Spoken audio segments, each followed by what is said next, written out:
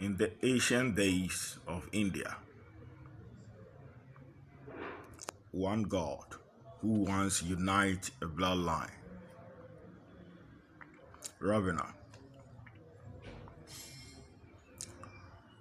he committed a crime by deceiving Sita to give him banana. After the god Sita gave her the fruit, she kidnapped her. The gods discussed that in heaven, that why do you have to punish someone for giving you food? So the gods realized if they don't work about that, that blasphemous tradition will spread all over the world. So that day, a law was made to destroy every god with that similar attitude. In the ancient days, the gods were living together with humans.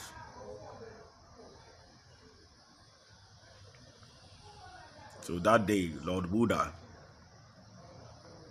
Vishnu, all the gods in the universe came together as one in two fronts. And they started killing every living being, demon on earth who practiced that attitude.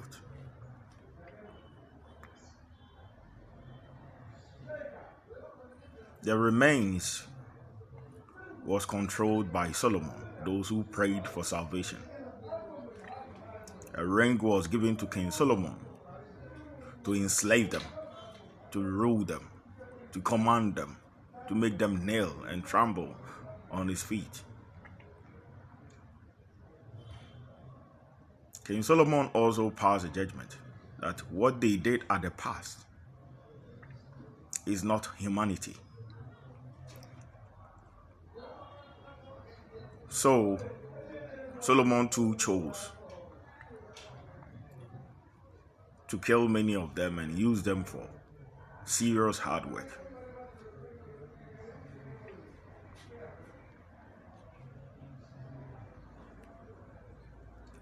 After the serious hard work was done, Solomon went to the land of the dead, that their souls must even be destroyed, instead of them being given a chance to return as demigods. Because Solomon knew one day they will return, and it's happening. Because now as I'm talking, Set of Egypt have confronted the heavens that he wants all those legions to be returned back to life. That is why the Africans are involved in the bloodline. Everybody who know me know how not there add a black man to the bloodline. Those African Americans, they should forgive me, but your elders who are in Africa, your uncles, your great-grandfathers, your brothers, they practice this kind of abomination lifestyle. In their eyes, goodness is evil and evil is good. If they are in need and you buy and give to them, they use it against you. If Ravana collected the food from Rama's wife and she was condemned to death alongside all the gods who practice that behaviors, what do you think we will do to the people with mark of the beast, who hold no value, who are not allowed to be counted among humans, animals, trees, weeds, or anything that have life?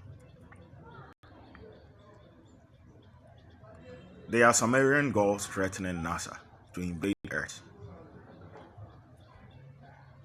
I myself told them to destroy the people with mark of the beast in Africa, because that lifestyle is going on there.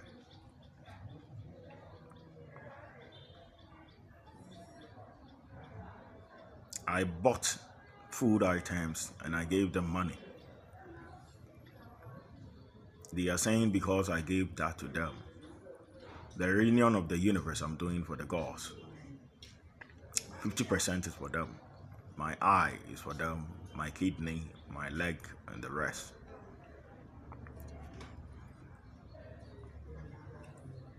The god that the Indians call him demon is not true he was a demon.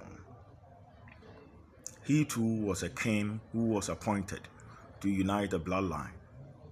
So on his bloodline reunion, just like my bloodline, Lucifer Morningstar Doctor is involved, Yahweh's daughter is involved, the vampires, that time it's only the werewolves who were not part.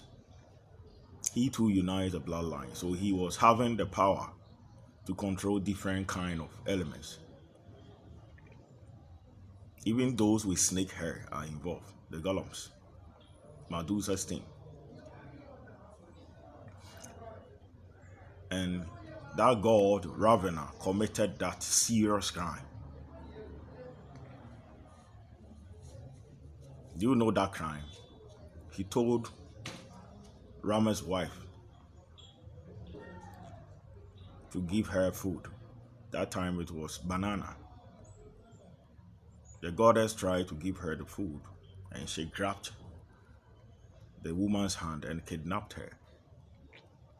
According to the gods, if you want to kidnap someone, you don't have to use goodness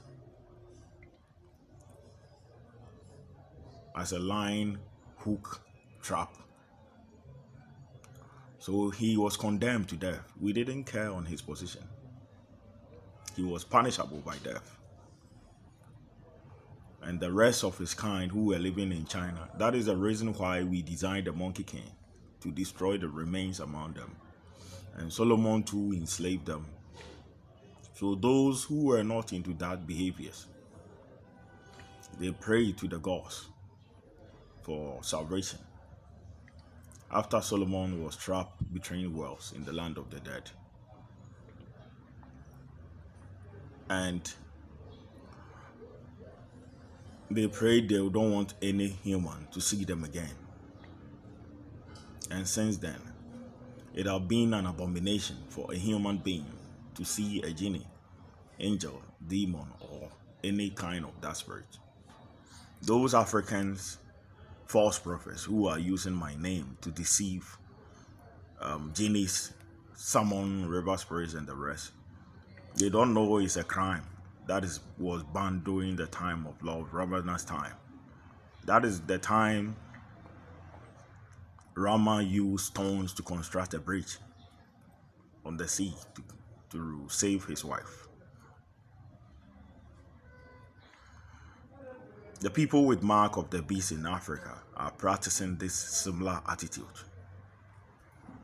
An attitude that a god did, and he was punishable by death. If we don't erase those people from the face of the earth, the traditions of Christians, the gods everything will be changed. That is the reason why Jesus Christ from Nazareth was sent to earth, to separate the ordinary people from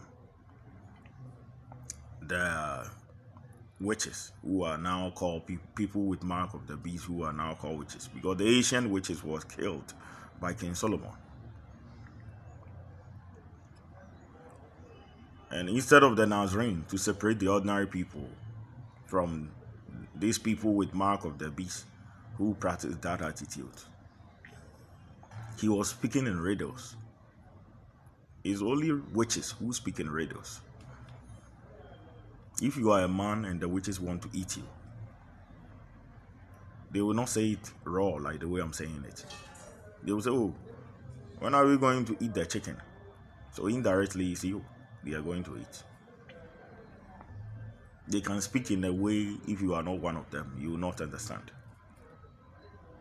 And Jesus Christ was Nazareth. His first crime was he was practicing that behaviors, speaking in riddles. So the people, he's supposed to group them and send them to the New Jerusalem for us to destroy the people with mark of the beast who are still practicing this forbidden attitude. He couldn't do it. He was even sleeping with their women. That is not the problem.